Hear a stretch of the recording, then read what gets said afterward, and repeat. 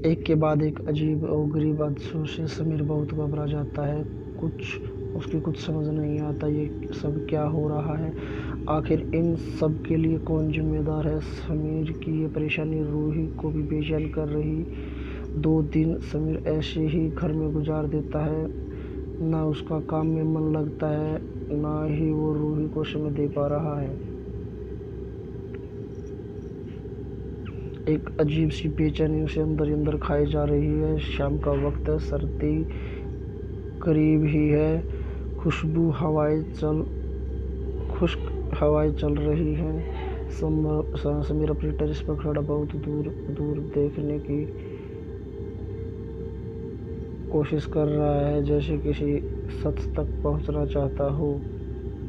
अचानक किसी के कदमों की आहट उसका ध्यान खींचती है। समीर पीछे मुड़कर देखता है तो उसके पिता सीढ़ियों से ऊपर आ रहे हैं। समीर तेजी से अपने पिता का हाथ थामते हुए कहता है, अरे पापा, आप ऊपर क्यों आ गए? मुझे बुला लिया होता। देखिए कितनी सांस उखड़ रही है आपकी। अमीर शेख, समीर के पिता, बहुत दिन हो गए थे ताज़ी हवा खाए हुए। सोचा छत पर टहलाता हूँ, इसलिए मैं खुद ही आ गया। समीर, अच्छा किया आपने। अमीर शेख, समीर, बेटा सब ठीक है? समीर, जी पापा, एवरीथिंग इज़ ओके। अमीर शेख, लेकिन बेटा मुझे नहीं लगता सब ठीक है। समीर, लेकिन पापा आप ऐसा क्यों कह रहे हो? कुछ हुआ क्या? अमीर शेख, बहुत कुछ हुआ है जो तुम मुझसे छुपा रहे हो। समीर, नहीं पापा, ऐसा कुछ नहीं है। बात करते वक्त समीर इधर उधर देखता है। समीर शेख, अच्छा तो फिर तुम मुझसे नज़रें क्यों चुरा रहे हो? क्या तुम इस शादी से खुश नहीं हो? सिर्फ अभी 2 दिन हुए शादी को, तुम इतना बदल गए। ना तुम्हारा काम में मन लग रहा है, ना तुम रूही को वक्त दे पा रहे हो। आखिर इन सब की वजह क्या है? बोला दास। समीर का असिस्टेंट बता रहा था, कंसाइनमेंट की फाइल अभी तक पेंडिंग में है, तुमने उस पर भी दस्तखत नहीं किए। बेटा मुझे बताओ, कुछ परेशानी है तो? समीर नहीं चाहता कि खुशियों की इस माहौल में खटास मिले। न चाहते हुए भी समीर को सब सच बताना पड़ेगा, क्योंकि पिता के तीखे सवालों से कब तक खुद को रोक पाएगा।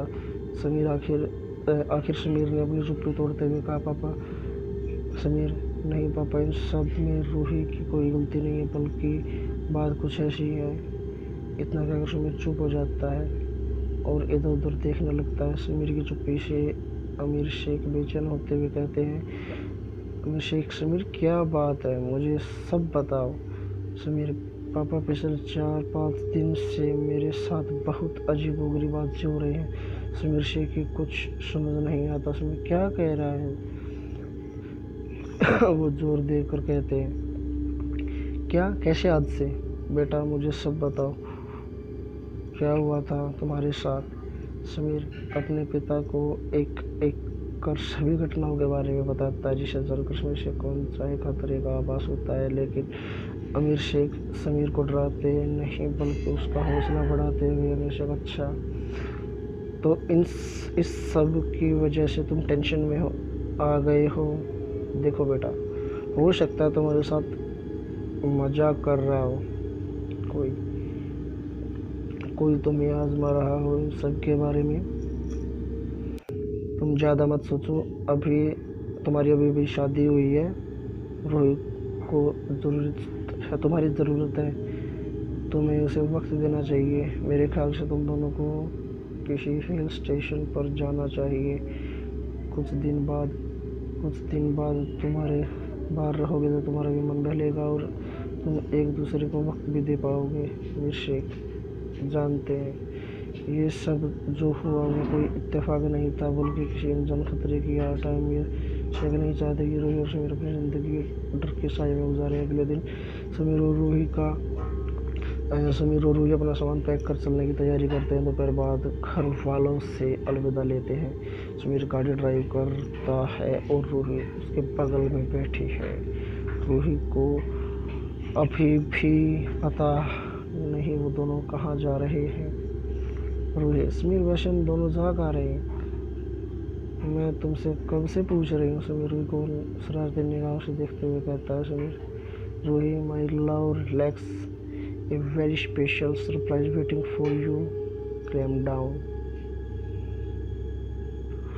रूही समीर की प्यार भरी बातों में पिघल जाती है और एक मुस्कान दे देती है। इस तरह रूही और समीर की प्यार भरी बातों में आधा रास्ता कट जाता है और शाम हो जाती है। हल्के हल्के हल्का हल्का अंधेरा पसरने लगता है। समीर की गाड़ी सुनसान रास्ते से गुजर रही है जिसके दोनों ओर घना जंगल है और शाम की धीमी रोशनी रात के अंधेरे में बदल जाती है। रूही, समीर, और कितना सफ़र रह गया। I am feeling so tired. इतना कहकर रूही को उबासी लेती है और समीर कंधे पर सर रखकर आंखें बंद कर लेती है। समीर का पूरा दिन ड्राइव में अचानक उसकी नज़र बैग मिरर पर पड़ती है जिसमें उसे बैक सीट पर लाल जोड़े में एक लड़की दिखाई देती है। समीर तेजी से पीछे पलटता है लेकिन वह कोई नहीं होता। इन सब में समीर का ध्यान ड्राइविंग से हट जाता है और अचानक तीखे ढलान पर गाड़ी का संतुलन बिगड़ जाता है। लेकिन जैसे तैसे समीर गाड़ी को कंट्रोल करता है।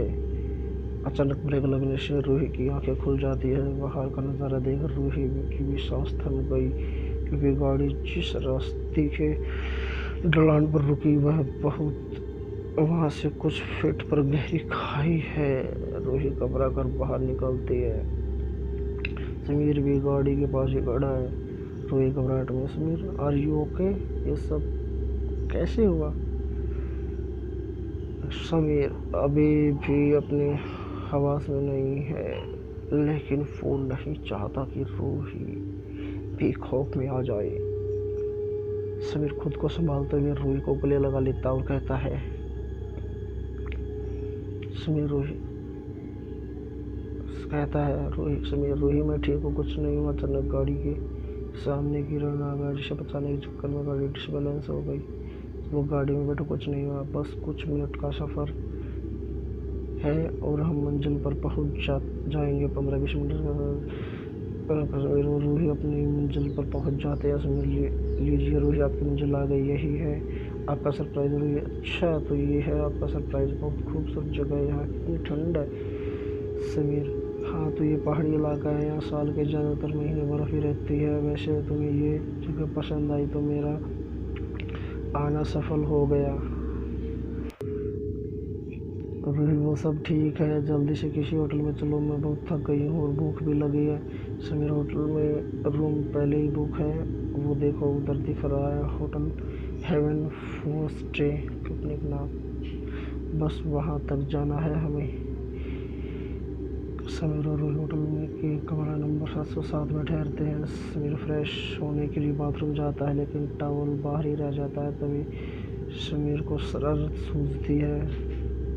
समीर बाथरूम के अंदर से आवाज़ देते हुए कहता है, रूही, मेरा टॉवल बेड पर ही रह गया हूँ, क्या तुम मुझे टॉवल दे सकती हो? कोई बाथरूम का दरवाज़ा खुलता और एक हाथ टॉवल लिए अंदर की तरफ आता है। जैसे ही समीर टॉवल लेने के लिए हाथ पकड़ता है तो उसका हाथ जल जाता है जैसे कोई उसे तपता हुआ लोहा पकड़ लिया हो। टॉवल वहीं गिर जाता है। समीर तेजी से बाहर की तरफ झाँकता है लेकिन वहाँ कोई नहीं होता। वो टॉवल लपेट कर बाहर निकलता है और सहमी एलर्जी हुई आवाज़